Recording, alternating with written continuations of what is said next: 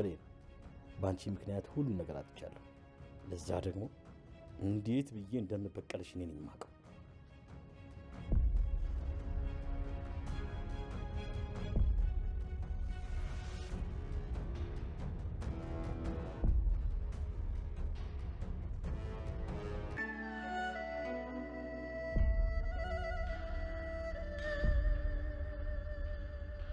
ከዚህ በኋላ እዚህ ቤት ላይሽ አልፈልግም።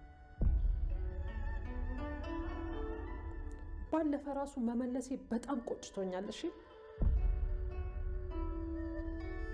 ከዚህ በኋላ የኔ ልጅ አይደለሽም። ከቤቴ ውጭልኝ።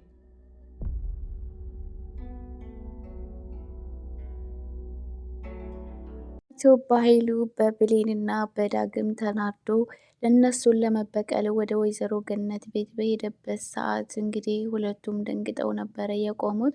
ነገር ግን ከኋላ ዳግምና ብሌን መጥተው ከኋላ ማጀራቱን ብለው ጣሉት። አሁን ላይ አቶ በኃይሉ የመጨረሻ ተሸንፎ ምንም ነገር ማድረግ የማይችልበት ደረጃ ላይ ደርሷል ማለት ነው። ቃል አሁን ላይ የምትሄድበትና የምትጠጋበት ቦታ አታ ጎዳና ላይ ወደቀች። ሰላምም ከዚህ በኋላ ዓይንሽን ማየት አልፈልግም፣ አንቺ ደግሞ ልጅ አይደለሽም በማለት ከቤት አባረረቻት። ቃል በመዋረዷና ከዛ ቤት በመውጣቷ እንደዚሁም ደግሞ ሰላም አልማዝን እንዳልገደለቻትና አልማዝ በሕይወት እንዳለች ማወቋ ደስ ያላችሁ ይህን ቪዲዮ ላይክ፣ ቻናሉን ሰብስክራይብ እያደረጋችሁ እንደዚሁም ደግሞ የሳሚሽ አድናቂ የሆናችሁ ኮሜንት ላይ ልብ ቅርጽ በማስቀመጥ አድናቆታችሁን ገለጹለት። የትላንትናው ክፍል እንግዲህ አልማዝ ነፃነቷን ያወጀችበት፣ ሰላም ደግሞ ነፍሰ ገዳይ እንዳልሆነች ያወቀችበት እና ቃል ከዛ ቤት ተዋርዳ የወጣችበት ክፍል ስለሆነ በጣም ደስ ይላል።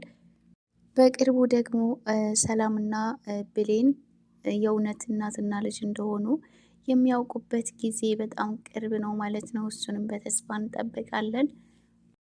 እንግዲህ በትላንትናው ክፍል ላይ አልማዝን ሳሚና ዳግም እንደዚሁም ብሌን ሆነው ወደ ሰላም ቤት ይዘዋት እየመጡ በነበረበት ሰዓት አቶ በኃይሉ አግኝቷቸው ነበረ። አቶ በኃይሉም እንግዲህ አሁን አንድ ላይ ስላገኟቸው በጣም ደስ ብሎኛል በማለት ሁሉንም እንደሚገላቸው እያስፈራራቸው ነበረ። ሳሚ ግን በራሱ መንገድና በራሱ ብልሃት ተጠቅሞ አቶ በኃይሉን ጥሎታል ማለት ነው። በዚህ ሰዓት እንግዲህ ሰላምን ነፃ ለማውጣት ችለዋል። ቃልም እንግዲህ በሩ ተከፍቶ ጠበቃው ከዛ ቤት ሊወጣ እንደሆነ ደስ ብሏት ወዲያውኑ ደግሞ ፖሊስ ጋር ደውላ ሰላምን በፖሊስ እንድትያዝ ለማድረግ እየሞከረች ነበረ ማለት ነው። በዚህ ሰዓት እንግዲህ እነ ብሌን አልማዝን ይዘዋት ቤት ከች ይላሉ። በዚህ ሰዓት እንግዲህ ሰላም በጣም ደንግጣ እንዴት ነው የሞተ ሰው የሚነሳው እያለች ነበረ።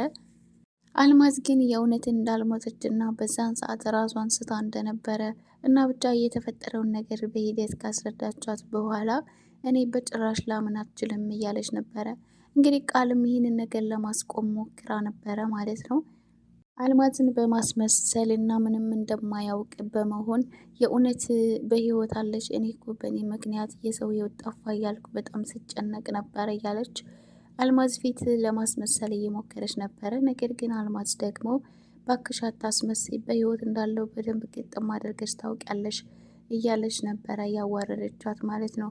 በዚህ ሰዓት ሰላም በጣም በመደንገጥ የእውነት ቃል በህይወት እንዳለች ታውቃለች ብላ ሁሉንም ነገር ተናገራለች ማለት ነው። በዚህ ሰዓት እንግዲህ አልማዝ አቶ በኃይሉና ቃል ባንድ ተባብረው አንቺን እያስፈራሩ ገንዘብ ለመቀበል እና እንደዚሁም ደግሞ እኔ ከሀገር እንደወጣ ያስገደዱኝ እነሱ ናቸው በማለት የሁለቱን ተንኮል ትናገራለች ማለት ነው። በዚህ ሰዓት ቃል በጣም በመደንገጥና የምትይዘው የምትናገረው ነገር ጠፍቶባት አልማዝ ውሸቷን ነው፣ እንዴት ነው የውሸት ታሪክ እየፈጠርሽ የምታወሪው በማለት በዛ ሰው ሁሉ መሀል ራሷን ነፃ ለማውጣት እየሞከረች ነበረ።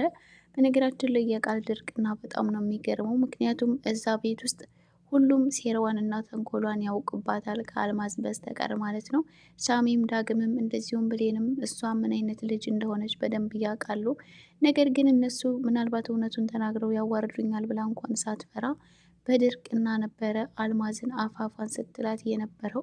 ቢሆንም ግን አልማዝ ሁሉንም ነገር ከተናገረች በኋላ ራሷን ነፃ ለማውጣት ትችላለች። ሰላምም ደግሞ ነፍሰ ገዳይ እንዳልሆነችና አልማዝ በህይወት መኖሯን ስታውቅ በጣም ደስ ብሏታል። እስከ ዛሬ ድረስ በዚህ ምክንያት በጣም ራሴን ስጎዳና እንደዚሁም ደግሞ አብጄ ሁላ ነበር። ይህን ሁሉ ነገር ሲሆን እንዴት ግን በህይወት እያለች ዝም ትይኛለች በማለት ቃል ላይ በጣም እንዳዘነችባትና ምንድን ነው የምትፈልገው ከኔ? እንዴት ነው እናትሽ ላይ እንደዚህ የምታደርገው? በማለት ሰላም የቃልን ክፋት ስትነግራት ነበረ ማለት ነው። ቃል ግን ውሸት ነው በማለት ሰላምን ልታሳምናት ሞክራለች። በዚህ ሰዓት እንግዲህ በጥፊ በመምታት ምንም ነገር እንድትናገሪ አልፈልግም በማለት ከዛ ቤት ግን ለቀሽ እንድትወጭልኝ እፈልጋለሁ ብላ ኮተቷን ሰብስባ ከዛ ቤት እንድትወጣ አዛታለች ማለት ነው። ብሌንም እንግዲህ በዚህ አሸናፊ ሆናለች። ከዚህ ቀደም ቃል ላይ ዝታባት ነበረ ማለት ነው። መቼም ቢሆን አይሳካልሽም፣ በሁሉም ነገር እንዳሸነፍኩሽ አሁንም በአልማዝ ጉዳይ አሸንፍሻለሁ ብላ ዝታባት ነበረ። ልክ እንደዛተችውም አሁንም ቢሆን ሰላም ነጻ በማውጣትና የእሷን ክፋትና ተንኮል በማጋለጥ አሸንፋታለች። ቃል ደግሞ ይሄ ነገር በጣም አበሳጭቷታል። ብሌንን አሁንም ቢሆን እንደማትለቃትና ከዚህ በኋላ በሰላም እንደማትኖር ነበረ ስትዘትባት የነበረው። ከዚህ በኋላ ግን ሳሚሻ ብሌን ምንም ነገር እንድትሆን የሚፈቅድ አይመስለኝም። ምክንያቱም አቶ በኃይሉ መጀመሪያ ላይ እሷን ነበረ ማስወገድ እየፈለገው ማለት ነው። እንዴት እንደዚህ ታደርጋለሽ? ለምንድን ነው በመንገዴ ላይ የምትቆሚው? በማለት ብሌን ላይ በጣም እየዛተባት እና ከዚህ ቀን ጀምሮ ግን በህይወት አትኖሪም እያለ ነበረ። ሳሚ ግን በዚህ ሰዓት በራሱ መንገድ አቶ በኃይሉን በመጣል እንዴት እንደዚህ ብሌንን ትናገራታለህ? እኔ እያለሁኝ ማንም ሰው እሷን መንካት አይችልም እያለ ነበረ አቶ በኃይሉን በልህና በንዴት ሲደበድበው የነበረው። በዚህ ሰዓት እንግዲህ ዳግም ፍዝዝ ድንግዝ ብሎ ነበረ። የእውነትን የዛ ጋር ወንድነቱን ራሱ ተጠራጥር ያለው ማለት ነው። ምንም ነገር ማድረግ እንኳን ሌላው ቢቀር መገላገል እንኳን አልቻለም። እንግዲህ ሳሚ ይህንን ነገር ሲያደርግ ብሌንም ደግሞ በጣም ተገርማ ነበረ። በዚህ ልክ ነው ማለት ነው የሚወደኝ፣ በዚህ ልክ ነው ማለት ነው የሚጨነቅልኝ በማለት ለሳሚ ትልቅ ቦታ እንዲኖራት አድርገውታል ማለት ነው። በስተመጨረሻም እጅ ለእጅ ተያይዘው በሚተያዩበት ሰዓት ዳግም በጣም ተናዶ ነበረ። እሱም ደግሞ አልማዝን ሄዶ ንቅ አድርጎ ይዟት ነበረ ማለት ነው። በነገራችን ላይ እዚህ ፓርት ጋር በጣም ነው የሳኩት።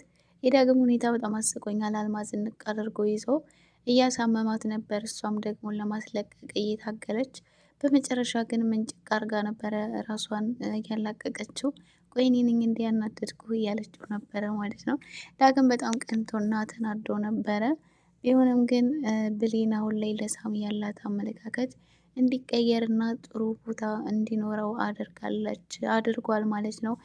እና አቶ በኃይሉንም ቢሆን ከዚህ በኋላ ብሌን አጠገብ እንድትደርስና ምንም ነገር እንድታደርጋት አልፈቅድልህም ብሎ በደህና አድርጎ ደብድቦታል። ነገር ግን ደግሞ ብሌንን እንዴት አድርጌ እንደመበቀላ ታውቃለሁ በማለት አቶ በኃይሉ ወዲያውኑ ከዛ ቤት ተንስቶ እያመራው ወደ ብሌን አሳዳጊ እናትና ወደ ዳግም ወላጅ እናት ነበረ ማለት ነው፣ ወደ ወይዘሮ ገነት ወደዛ ቤት እንግዲህ ሲሄድ ዳግም ከዛ ቤት ወጥቶ እንዳልተመለሰና ምን ሆነውብኝ ይሆን እያለች አቶ በኃይሉ እንደማይለቃቸውና እሱ ቀላል ሰው እንዳልሆነ በጣም ስለ ልጆቿ እያሰበችና እየተጨነቀች እንደዚሁም ጭንቀቷን ለጎረቤቷ እያካፈለቻት ነበረ ማለት ነው።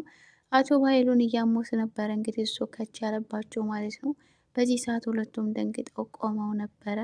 አቶ በኃይሉ ምን የሚያደርግ ይመስላችኋል? የእውነት አልማዝ ላይ ይቅርታ ወይዘሮ ገነት ላይ ይተኩስባታል ብላችሁ ታስባላችሁ ወይስ ደግሞ ምን ይፈጠራል? ነገር ግን ወይዘሮ ገነት ምንም አትሆንም። ከዛ ቤት በነበረበት ሰዓት እንግዲህ ዳግምና ብሌን ወዲያውኑ መጥተው ከኋላ መጥተው ይጥሉታል ማለት ነው። ስለዚህ አቶ በኃይሉ ምንም ነገር ማድረግ አይችልም።